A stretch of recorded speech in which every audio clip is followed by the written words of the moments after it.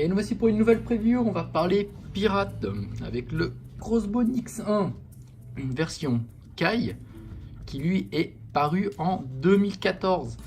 Alors ce kit est un peu comme le Grand Type Parachute Pack, c'est-à-dire qu'en fait il existe en deux variations, une version standard et une version premium. En l'occurrence celui-ci est la version premium. Du coup, je vais montrer en fait cette preview en deux étapes. Donc, ce que vous avez normalement dans le package de base et ensuite ce que vous avez dans la version premium. Les accessoires divergent. Donc, on va faire comme d'habitude. Donc, on va juste voir une petite vue d'ensemble sur le kit. Et ensuite, on suit les articulations, accessoires plus accessoires premium. Donc, c'est parti. Donc, pour notre petite vue d'ensemble, comme m'avait fait suggérer un collègue à moi qui était faut quand même mettre les stickers, ça permet de mieux voir. Je suis assez d'accord. Donc, avec le kit, on a une feuille de stickers qui est pour du couleur accurate.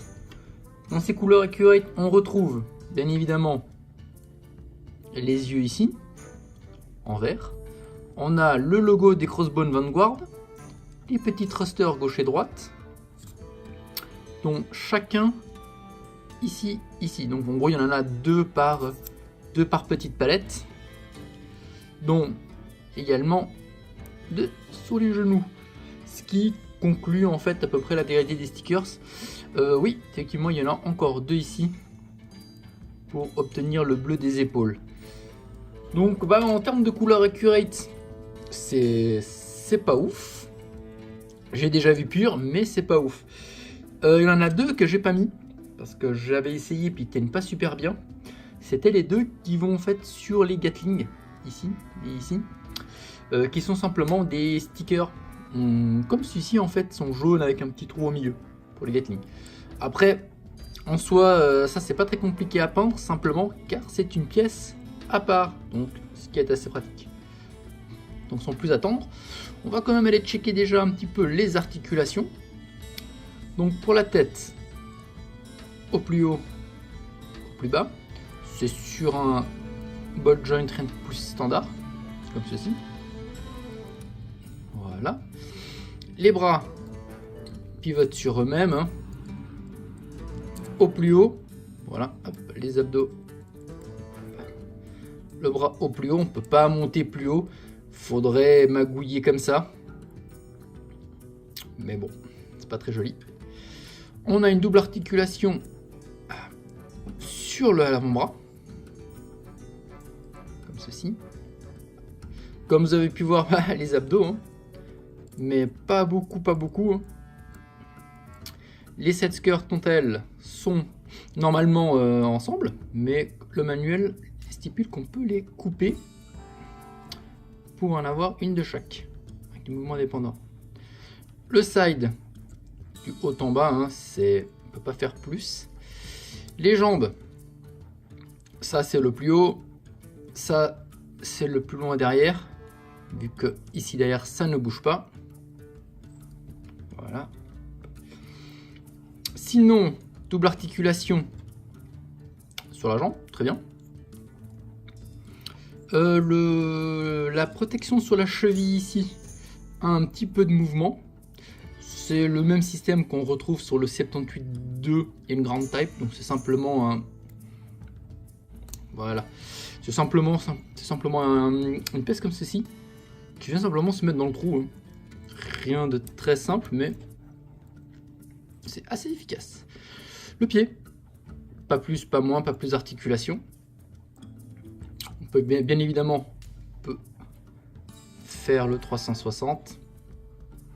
Ensuite, pour le backpack, chaque petite palette, je sais pas si on peut appeler ça palette, bouge. Voilà, elle pivote un petit peu, enfin elle pivote complètement, et ça tourne sur soi-même. Ce qui est à peu près tout pour les articulations. Ensuite, on a un petit peu les gimmicks, qui est en l'occurrence cette pièce-ci. Mais ça, on va aller voir avec les accessoires. Ça fait plutôt partie d'un accessoire qui est fourni avec. Donc là, en vue d'ensemble avec les articulations, j'ai envie de dire, c'est quelque chose de très correct. J'ai envie de dire, c'est le standard actuel des high grade. Hein. C'est vraiment le standard. Donc là, on va aller voir les accessoires. Et là, parce qu'on en a quand même beaucoup. Donc, pour les accessoires, pour commencer, nous avons une tête alternative, qui est la version justement ouverte. Je ne sais pas si on arrive à voir celle-ci. Autofocus. Par rapport à celle-là. C'est qu'ils ont la tête, sauf que celle-ci, elle a la mâchoire ouverte. Alors, le bémol, bon, déjà, ce qui est cool, c'est qu'ils nous ont donné 2 stickers pour les yeux. Ce qui est un petit peu moins cool, c'est qu'on n'a pas vraiment de façon efficace de la remplacer, à moins de démonter complètement la tête. C'est assez fastidieux. Donc, bon. Nous avons également 2 Beam Sabers fournis avec les lames, qui simplement se mettent comme n'importe quel Beam Sabers, comme ceci. Hein. Cependant, vous n'avez aucun endroit où les stocker si vous ne les utilisez pas. Donc, en vrai, donc, il me semble qu'ils sont censés aller se mettre sur les supports ici, mais ce n'est pas fonctionnel.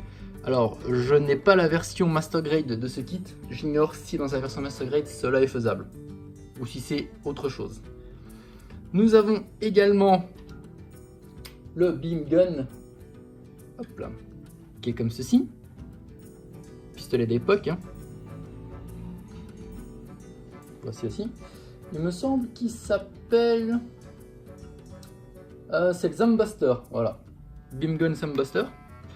Nous avons également cette épée fournie avec la lame, très sympa. Nous avons quelques jeux de main que je vais vous montrer à quoi ils servent. Sous peu. Nous avons un shield beam. Je vais également vous montrer. 2 hit dagger, qui sont simplement des petites lames solides, dans 2 variations sans les crochets, je vais vous montrer aussi. Et pour finir, pas complètement, nous avons ceci. Je vais aussi vous montrer. Alors,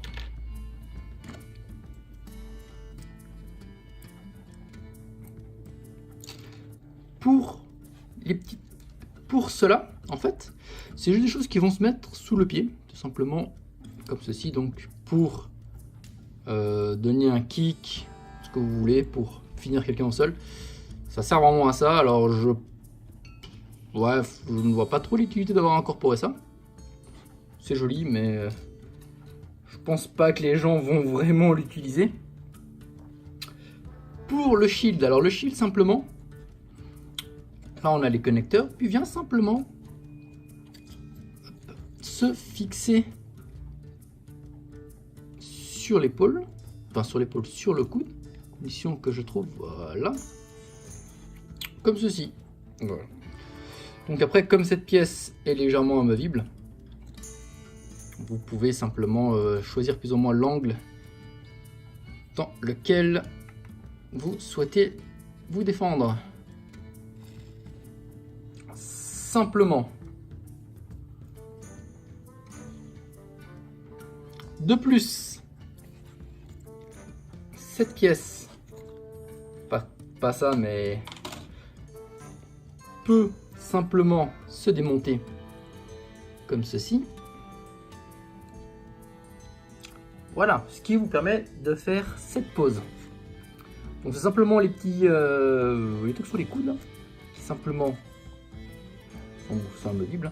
Il faut démonter cette pièce, c'est un petit peu galère, j'ai dû un petit peu couper au montage pour que ça soit pas trop long. Ça vous permet de monter ça. Donc ils appellent ça, ça apparaît pas dans le nom. Donc on va appeler ça les beam knuckles. So whatever. Donc gimmick assez chouette, hein. Les effets BIM sont assez jolis. Les nouveaux sont un peu meilleurs parce qu'ils sont holographiques. Donc c'est assez stylé. Donc continuons. Donc pour ce faire, on enlève la lame. On décale ce petit support, s'il vous plaît. Voilà. On le pivote pour que cette connexion aille ici. Enfin, je veux dire, aille comme ça. Voilà. Ensuite, notre pistolet, on rabaisse la poignée, enlève ceci et on fusionne le tout ensemble. On rabat, ce qui nous donne justement le fameux, voilà, le Zam Buster qui est le Beam Saber plus le Buster Gun. Donc, au début, ce que je disais, c'était un peu nimp. Cependant, pour utiliser celle-ci, il nous faut la main, soit la main standard, qui vient simplement se mettre là. Et voilà. Donc, c'est ce qu'on va faire tout de suite. Alors, je dis nimp, il faut utiliser plutôt la main qui a le poignet un petit peu désaxé. Parce que sinon, en fait, c'est pas vraiment possible de l'utiliser correctement. Parce que du coup, ça se tient à peu près comme ça. Ce qui est pas ouf selon moi. Hein. Mais sinon, à cause de la poignée, à cause du poignet, en fait, on ne serait pas possible de le faire tenir droit. Ce qui est, bon, bah, c'est assez dommage. Du coup, on peut pas vraiment avoir une super pose dynamique avec, comme vous pouvez voir. Et du coup, il nous reste un dernier accessoire à vérifier. Parce que comme je dis, il y en a beaucoup dans ce kit des accessoires. C'est pas le plus intéressant. C'est le Core Fighter. Et oui. Donc ce Core Fighter, on peut juste enlever le backpack. Et ça vous donne le Core Fighter. Et là, comme je vous disais, en fait, là on a vraiment les Beam Saber qui se mettent ici. Alors c'est absolument pas couleur accurate, mais je me demande s'il y a vraiment des gens qui iraient le disposer comme ça. C'est un choix, effectivement. Simplement, comme ça. Et on remet ceci. Et voilà, là on a fini pour tout ce qui concerne, entre guillemets, sa version normale. Donc du coup, là on va aller voir ce qu'on a sur le package Premium. Là nous entamons la version Premium. Donc dans la version Premium, on a pour commencer une pièce alternative, ici présente. Alors le design est vraiment léger, hein. Peut-être un peu plus fin. À mettre si vous souhaitez, mais on voit, c'est assez anecdotique en fait. C'est juste plus une question de design plus qu'une question d'intérêt. Ensuite, qu'est-ce qu'on a d'autre? On a les Anchor Shots. Je vais essayer de les monter. Donc voilà, c'est simplement une sorte de petites pinces comme ceci qui sont montées sur des câbles. Vous voyez, ces petits câbles un petit peu électriques qu'on trouve un petit peu partout. Alors ça rentre pas super bien dans le cadre. C'est vrai, il faut juste remplacer les deux cette corde parce qu'en vrai c'est ces deux pièces-ci en fait, mais simplement déployées. Si on regarde un petit peu, c'est la même chose en fait, plutôt comme ça. Voilà. Du coup, ça se monte comme ça. Alors, c'est assez chouette, je dis pas, mais il faut la place. Il faut franchement la place pour pouvoir l'exposer comme ça. Ensuite, je vais vous montrer, c'est les Screw Whip, qui sont simplement des fouets. On va les monter ça tout de suite. Donc voilà, c'est un petit peu comme les Anchor Shots. C'est simplement cette petite pointe qui va être montée sur ce petit câble.